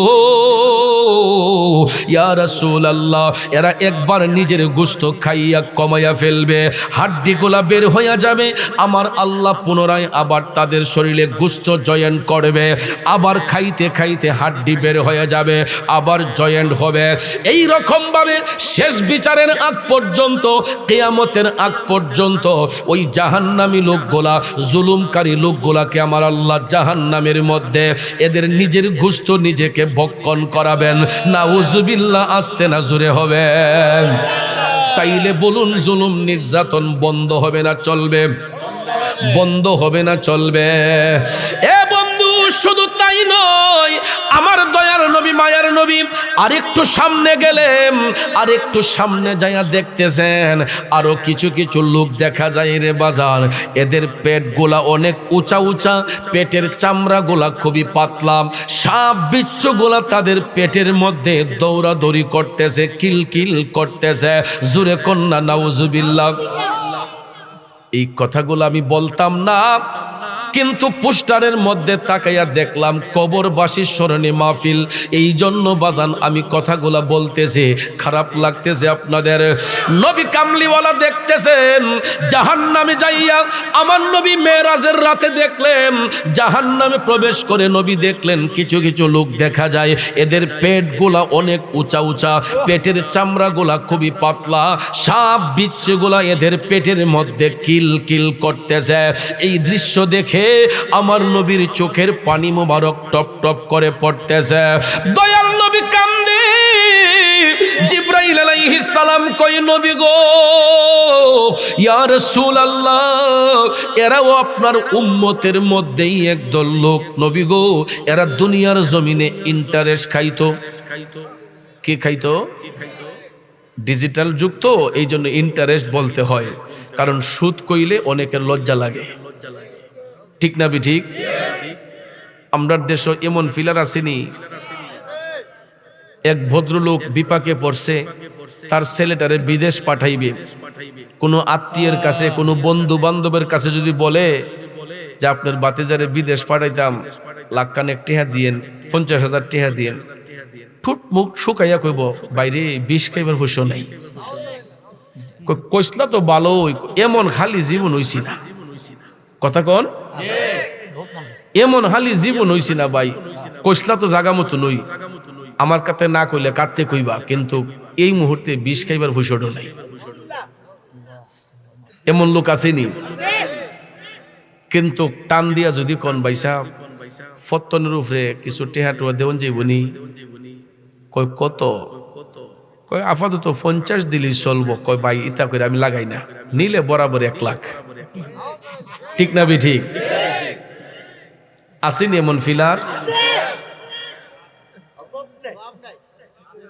ওরে বাগানে পাখির সীমা নাই, কাকের মুখে ময়নার বুলি শুনছনি রে ভাই। ওরে কাকো কালো, কোকিল কালো, আরো কালা ময়না, অজ্ঞানে কি চিনতে পারে আকবরী সোনা। রাগ করছেন বাজান? আমার নবী সুদ ঘুষকে হারাম করেছেন, করজায়ে হাসানাকে বৈধ করেছেন। বিপদে পড়লাম, একজনের কাছে ধার চাইলাম যে আমি সুদ করে দেব, পরিশোধ করে দেব। কয়টা দিন পরে? 1 মাসের জন্য, 2 মাসের জন্য 50,000 টাকা দাও, 1 লাখ টাকা দাও। ভদ্রলোক উত্তরে বলে 20 খাইবার পয়সা নাই, কিন্তু যখন বলবেন পত্তনের উপরে কিছু দেওন যাইবনি, 50 কইলে কয় 1 লাখ নেও। আর তরতাজা খাওয়ান না যদি ইডি দেখবেন ইন্টারেস্টের টাকাটি, সুদের টাকাটি আগে কাটতে লাই। ঠিক না ঠিক? এ বন্ধু,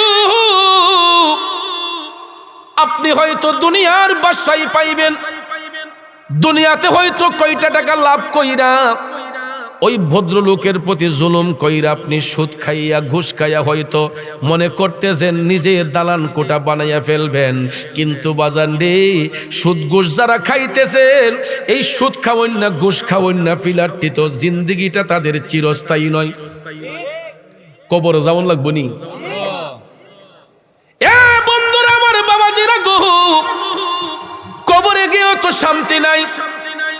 আমার নবী কামলিওয়ালা নিজের চোখ মোবারকে দেখেছেন সুদখোর ঘুষখোরের পেট গোলা অনেক উঁচা উঁচা, এদের পেটের চামড়া গোলা খুবই পাতলা, সাপ বিচ্ছু গোলা তাদের পেটের মধ্যে কিলকিল করে। আমার নবী কান্দে, টপ টপ করে নবীর চোখের পানি পড়তেছে।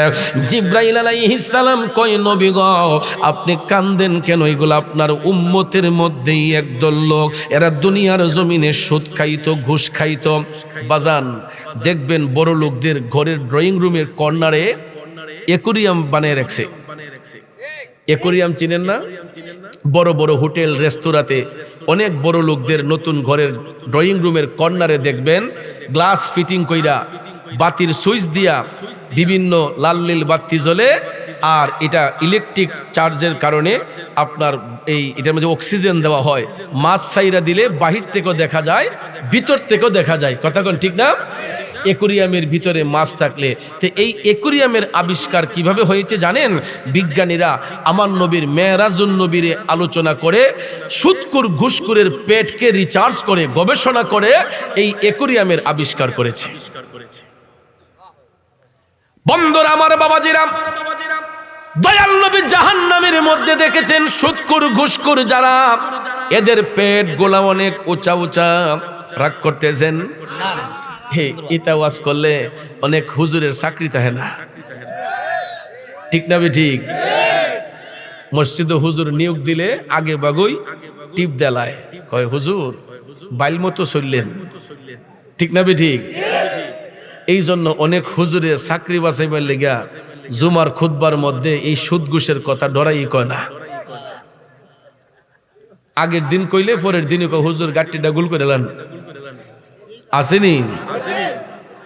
কিন্তু বাজান আমার এত চাকরি নোট করতে পারবেন না। হয়তো আগামী বছর দাওয়াত না আসতে পারে, কিন্তু মনে রাখবেন আল্লাহ যদি একটা দরজা বন্ধ করে 99টা দরজা বান্দার জন্য খুলে দেয়। আজকে এই হক কথাগুলো না বলার কারণে সমাজের মানুষ সুশিক্ষা পায় না, কারণ অযোগ্য ব্যক্তিদেরকে আমরা যোগ্যতার আসনে বসিয়ে দিছি। যোগ্য ব্যক্তিকে যোগ্যতার আসনে যদি বসানো যাইতো তাইলে সমাজের মধ্যে জুলুম হইতো না, নির্যাতন হইতো না, মানুষ পথভ্রষ্ট হইতো না, ঠিক না? ঠিক। আচার বিচার নাই বললেই চলে। অনেক মাহফিলে গেলে দেখি আজকে তো মাশাআল্লাহ সুন্দর পরিবেশ, মুরব্বীরা চেয়ারে বসছেন, কিন্তু অনেক এলাকায় মাহফিলে গেলে দেখি ফুলা ফাংরা ইতা টাইট সঙ্গা লাগাইয়া হেরা গিয়া চেয়ারও বইছে, আর মুরব্বীরা সব নিচে বোয়া। আসেনি অনেক জায়গায়? জি ভাইয়া।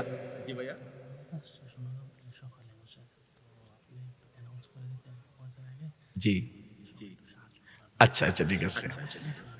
আচ্ছা, ইয়াসিন মেয়ের সামনে আইনা বসে। তো যাক ভাইয়ার আমার, যেই কথাটা বললাম এটা আমি কম্পেয়ার করছি, আমি জাস্টিফাই করে দেখেছি। অনেক এলাকায়, যে এলাকার মধ্যে একটু গন্ডগোল থাকে তো ওই এলাকায় দেখছি আদব কায়দা একটু কম, কিন্তু আজকে মাশাআল্লাহ কত সুন্দর দেখেন, মুরব্বীরা চেয়ারে বসা আর আমরা সবাই যার যার আসনে বসা, এটাতে কোনো কমপ্লেইন নেই। কিন্তু আমার দৃষ্টিতে যখন খারাপ লাগে ওই মুহূর্তে আমি দেখি অনেক মাহফিলে পোলাপানগুলা চেয়ার নিয়ে বসা থাকে আর মুরব্বীরা সবাই নিচে বসা থাকে। বলেন তো এখানে কি বরকত হয়? এটা হইতো না যদি সমাজের মধ্যে ন্যায় বিচার থাকতো, সমাজের মধ্যে যদি মানুষ বিচার করত, তাইলে বাজান এই সমাজের মধ্য থেকে জুলুম নির্যাতন বন্ধ হয়ে যাইত। কিন্তু এক সময় আমরা দেখতাম মুরব্বীদেরকে দেখলেই হাতের সিগারেটটা মুট কইরা বন্ধ কইরা রাখছে, ঠিক না? ঠিক। আর বর্তমানে ওহন দেখি মুরব্বীরা লইয়া কতগুলা ফুলাফানের সুরট টানে, আসেনি মিয়া? এটা ওই বাচ্চার দোষ না, এটা আমরা বড়দের দোষ। কথা কোন ঠিক কিনা? এদেরকে আমরা ফ্রি করছি, আমরা এদেরকে ফ্রি বানাইছি। যদি আমরা আমাদের জায়গায় থাকতাম, মুরব্বীরা মুরব্বীদের জায়গায় থাকতাম, ছোটরা কখনো এরকম সাহস করতে পারতো না। কথা কোন ঠিক না? ঠিক। একটু কষ্ট করে আগায়ে বসেন। আমি প্রথমেই বলেছিলাম যে একটু আগায়ে বসে যান, কারণ মানুষ আসতেছে, অনেকেই বসতে হবে। একটু দুরূদ শরীফ পড়েন। আল্লাহুম্মা সাল্লি আলা সাইয়্যিদিনা আদনা বি শাফি মাওলানা মুহাম্মদ নবী, মেহেরবানি করে একটু আগে যান।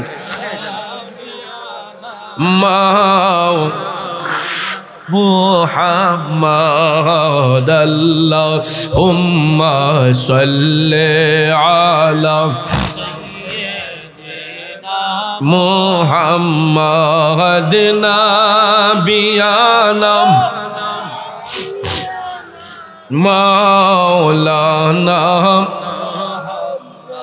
বাবাজিরা আমার, যেই কথাটা বলেছিলাম, অযোগ্য ব্যক্তিদেরকে যখন যোগ্যতার আসন দেওয়া হয় তখনই কিন্তু সমাজের মধ্যে আর ন্যায় বিচার থাকে না, জুলুম নির্যাতন বেড়ে যায়, অহংকার রিয়া বেড়ে যায়, ঠিক কিনা কোন? এই জন্য হক কথাগুলা যারা বলবে, অযোগ্য ব্যক্তিগুলা তাদেরকে আগে বাগিয়ে সিগন্যাল দিয়ে রাখে, হুজুর চাকরি যদি থাকতে হয় এই ওয়াজ কইরেন না। হ্যাঁ, কিন্তু বাজান একটা দরজা বন্ধ হয়ে গেলে আমার আল্লাহ বান্দার জন্য ৯৯টা দরজা খুলে দেয়। বাজান রে, রিজিকের মালিককে, রিজিকের মালিক আল্লাহ। কারো রিজিক কেউ বন্ধ করতে পারবে না। আল্লাহ যদি আপনার রিজিক ডাইলা দেয়, কেউ কি আটকাতে পারবে? বাজারের মধ্যে দেখবেন দোকানদার অনেকই আছে, সবার দোকানে তুই কাস্টমার কম বেশি আসে না? একদম সিফাগল্লির মাঝে দোকান থাকলেও দেখবেন যেই কোনো উসিলায় এই দোকানের মাঝে কাস্টমার গিয়া হয়। রিজিক দেন কে? অনেকেই তো মনে করে যে আরে সিফার মধ্যে দোকান দিছে, এর দোকানও কাস্টমার যাইব কেমনে? ইদার দোকান চলতো না, আমরা কই চলতো না, আল্লাহ কয় আমি চালাইমু। কথা কোন ঠিক না বেঠিক? রিজিক আসে আল্লাহর পক্ষ থেকে। যেই কোনো উসিলায় যেই কোনো ভাবে দেখবেন আল্লাহ রিজিকের ফায়সালা করে দেয়, কিন্তু হক কথাগুলা বলতে হবে।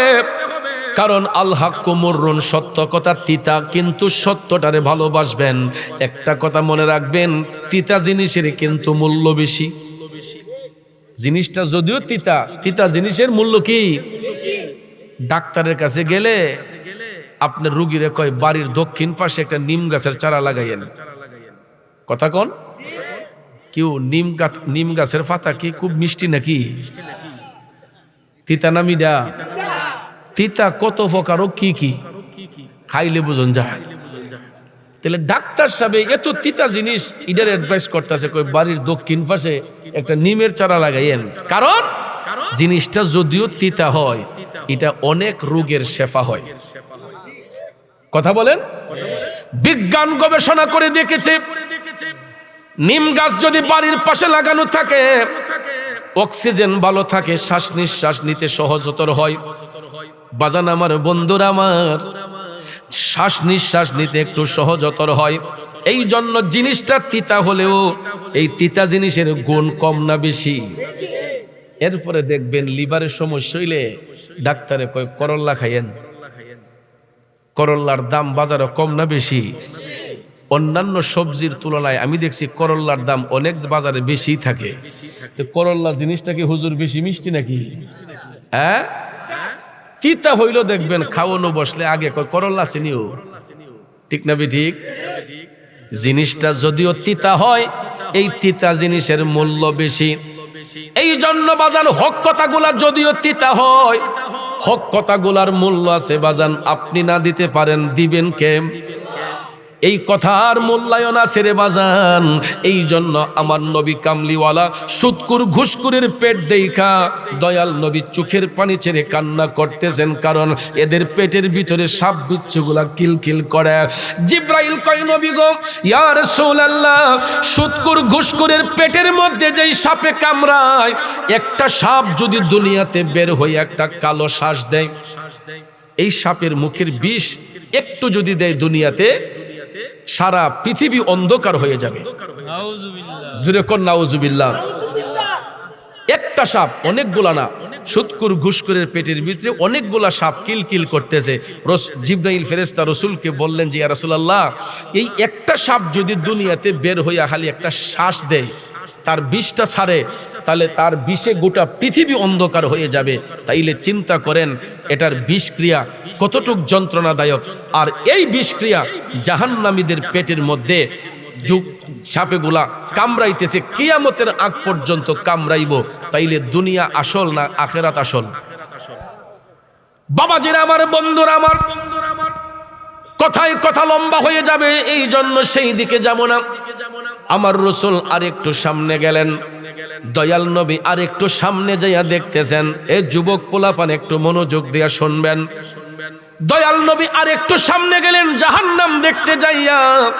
আমার নবী আরেকটু সামনে গিয়া দেখতেছেন কবরের ভিতরে বিদ্রুপের মতো চিৎকার শোনা যাচ্ছে। কবরের ভিতরে বিদ্রুপের মতো চিৎকার শোনা যাচ্ছে।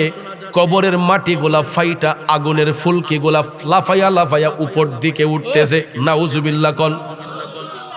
আর কারা যেন কবরের ভিতরে বিদ্রুপের মতো চিৎকার করতেছে। এই শব্দ শুনিয়া আমার নবীজির চোখের পানি মুবারক চলে আসলো। খেউরা গ্রামের বাবাজিরা রে, এ যুবক বন্ধু, নবী আমার চোখের পানি টপ টপ করে ছেড়ে কান্না করতেছেন। জিব্রাইল আলাইহিস সালাম ডাক দিয়া কয়, নবী গো, এরা আপনার উম্মতের মধ্যেই একদল লোক যাদের কান্নার শব্দ শুনতেছেন। নবী গো, এই ছেলেগুলা মা বাবার অবাধ্য সন্তান, কুলাঙ্গার সন্তান। নাউজুবিল্লাহ কোন। ওগো নবীজি, ওই সন্তানগুলা দুনিয়ার জমিনে এরা কথায় কথায় তাদের মারে ধমক দিত, বাবারে ধমক দিত। এরা অনেক সময় তাদের মা বাবার উপর হাত উঠাইতো, মা বাবার গায়ের উপর হাত উঠাইতো। এমন বিয়াদব সন্তান কিছু আছে না নাই? এ যুবক বন্ধুরে, আমার আল্লাহর ইবাদতের সঙ্গে কাউকে শরীক করতে বারণ করেছেন, কিন্তু সূরা বনী ইসরাঈলের 23 নম্বর আয়াতে পাকে আল্লাহ বলছেন, ওয়াবিল ওয়ালিদাইনি ইহসানা, পিতা এবং মাতার সাথে উত্তম ব্যবহার করো, ভালো ব্যবহার করো। নির্দেশ কার? এই জন্য আল্লাহ বলেছেন, আল্লাহ পাকের সাথে যেমন কোনো অংশীদারিত্ব নাই, একটা সন্তানের কাছে তার মা বাবার চেয়ে ঊর্ধ্ব মর্যাদার অধিকারী এই পৃথিবীতে আর কেউ নাই। কথা বলেন। এই জন্য কবি বলেছেন, মা বিনে বান্ধব নাই রে, মা বিনে বান্ধব নাই রে, এই যে সোনার দুনিয়ায়, ভেবে দেখো কি করছো এই মায়ের লাগিয়া, ভেবে দেখো কি করছো এই মায়ের লাগিয়া। মা বিনে বান্ধব নাই রে, মা বিনে এই যে সোনার দুনিয়ায়, ভেবে দেখো কি করছো এই। একটু ভাইবা দেখো যুবক, মা বাবা আমার আপনার জন্য কি করেছেন, আমরা কি করছি। এই যে মাঘ মাসে শীত, যেই মা বাচ্চা প্রসব করেছে, একটু ওই মার দিকে তাকাইয়া দেখবেন, আমি আপনি এখন জোর কম্বল দিয়া ঘুমাইতে হয়। একটা কম্বলের শীত মানে না, কম্বলটারে ডাবল কইরা আমরা বিছানার মধ্যে শুই। কিন্তু এই নরম বিছানাটায় যখন মায়ের কোলের শিশু সন্তান প্রস্রাব করে দেয়, পায়খানা করে দেয়, মাঝরাতে মা যদি হাত দিয়া দেখে সন্তানটা ভিজা জায়গার মধ্যে পড়ে আছে, দেখবেন ওই মা করে সুন্দর করে বিছানাটা ছেড়ে দিয়া মা লাফ দিয়া উঠা যায়, সাথে সাথে একটা শুকনা কাপড় দিয়া বাচ্চাটারে পেঁচাইয়া ভিজা জায়গাটা মা 2 হাত দিয়া পরিষ্কার করে। প্রস্রাবের গন্ধ, পায়খানার গন্ধ অন্য একটা লোকের নাকের মধ্যে লাগলে আমাদেরকে ধমক দিয়া কয়, কি গো মুখের মা, এই তোর ফুতে পেশাব করেছে, পায়খানা করছে, তাড়াতাড়ি পরিষ্কার কর। ধমক দিয়া কয়, আগো তোমার গরু গন্ধ করে, কয় কিনা।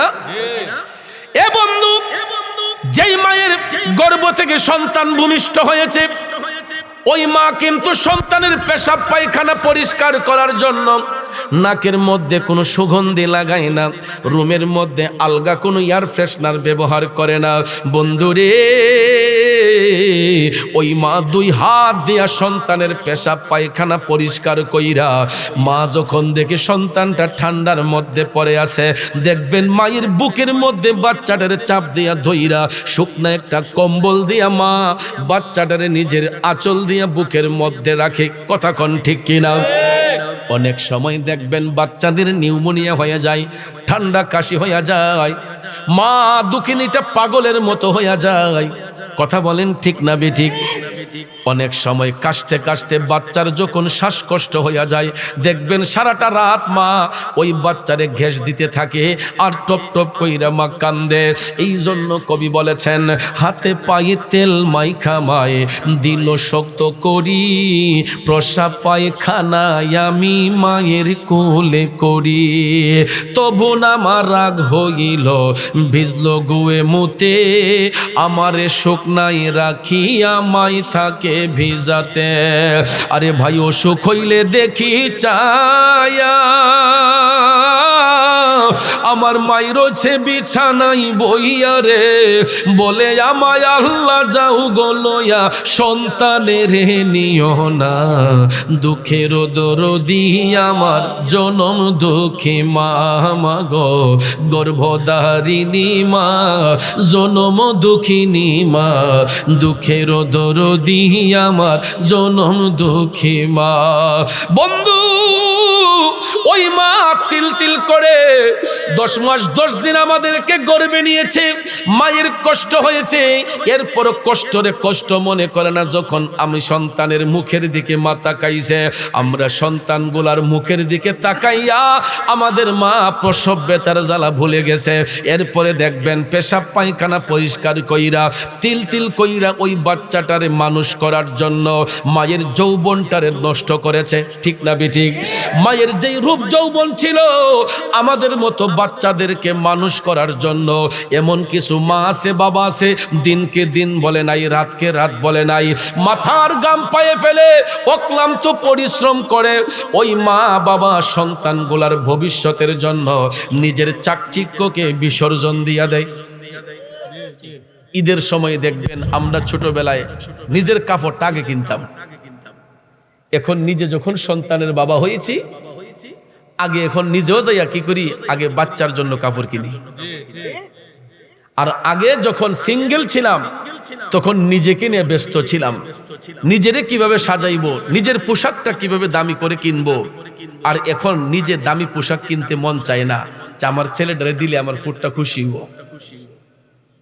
এটা শুধু আমি নয়, আমরা প্রত্যেকটা যারা সন্তানের বাবা হয়েছি, বাচ্চা যদি হয়ে যায় দেখবেন মা বাবার নিজের চাকচিক্য বিসর্জন দিয়া বাচ্চাগুলারে সুন্দর রাখার জন্য বাবার যৌবনটা মাটি করে ফেলে। ঠিক না বেঠিক? সংসারের পিছনে খাটতে খাটতে অনেক সময় মা বাবা যখন বার্ধক্যের বয়সে চলে আসে, কেমন সময়টাতে আমরা আঘাতটা দিই দেখেন। মার গর্ভে 10 মাস 10 দিন ছিলাম, এরপরে ভূমিষ্ঠ হইয়া মারে কষ্ট দিলাম, মা আমরা লালন পালন করছে। এরপরে আস্তে আস্তে কিশোর বয়সে আমরা দুষ্টামি করেছি, বিভিন্ন দিকে খেলাধুলা কইরা এরে মারছি হেরে মারছি, বাড়ির মধ্যে বিচার আচার আসছে, ইডিরও মা বাপের ট্রেকেল দিছে। কথা কোন ঠিক না ঠিক?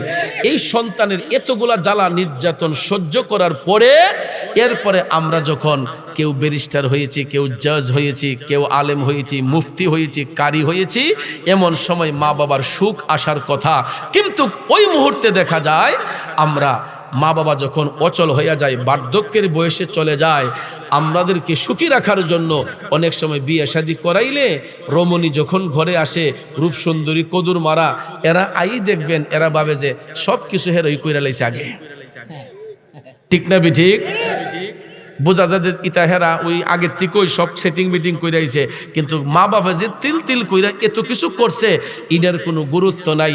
2 দিন পরেই স্বামীরে কয় তোমার বাপ লইয়া মা লইয়া খাইতাম আইছি না। আছে না নাই? তোমার মা বাপ নিয়ে খাওয়া আমার পক্ষে সম্ভব না, বুঝে ফেললে রাহো নাইলে রাখো না। এখন এই কথা শুনে তো ছেলে মনে করছে এই সুন্দরী বউ যদি একবার হারাই আবার দ্বিতীয়টা ভাইমুনি জানে। এরপরে আচ্ছা তুমি কিছু রাও কইরো না, আমি সিস্টেম করতেছি। এরপরে যখন ট্যাবলেট একটা হয়ে জায়গা, এটা মোটামুটি 4-5 বছর হইলে কয় আব্বা আপনার নাতির তো ফরান লাগবো, টাউন একটা বাসা লোন লাগবো। ঠিক না ঠিক?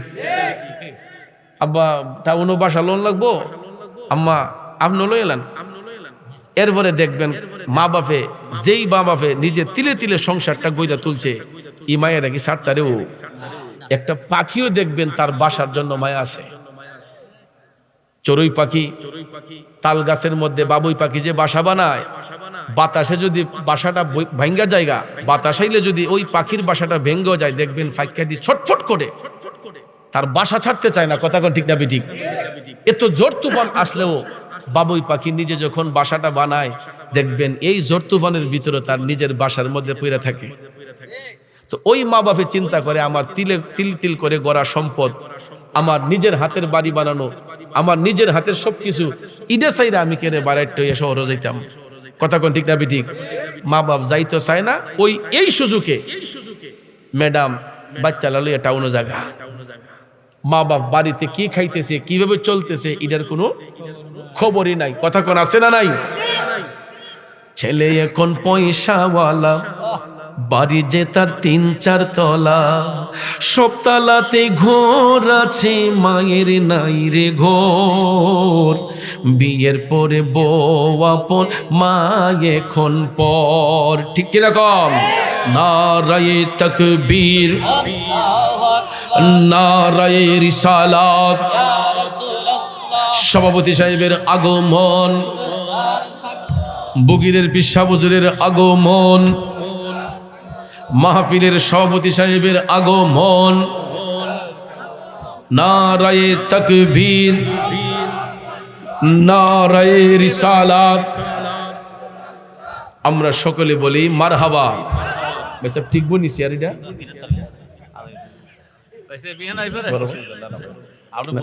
আচ্ছা মারহাবা কোন না, ইদি অনেক সময় প্লাস্টিকের চেয়ার দুর্বল থাকে, আমরা তো আর দুনু ভাই একবার দুর্বল না, ঠিক না বেঠিক? যাক আলহামদুলিল্লাহ, আমাদের মাহফিলের রৌনক বৃদ্ধি হয়েছে, আলহামদুলিল্লাহ কোন। কারণ এতক্ষণ মাহফিলটা অসম্পূর্ণ ছিল, সভাপতি ছিলেন না, ঠিক না বেঠিক? এখন সভাপতি মঞ্চ উপবিষ্ট, শ্রোতারাও ভরপুর, আমি অধম গুনাহগারও আছি, ওলামায়ে কেরামও আছেন, মারহাবা কইতেন না? আসলে পরিবেশটা অনেক সুন্দর, এই জন্যই দেখেন আলেম যদি হয় তাহলে এলেমের গুণ থাকে, ঠিক না বেঠিক? আপনাদের এলাকার চেরাগ আমার ছোট ভাই হযরত মাওলানা হাফেজ কারি মুফতি উসমান গনি আল আজহারি, মিশর আল আজহার বিশ্ববিদ্যালয়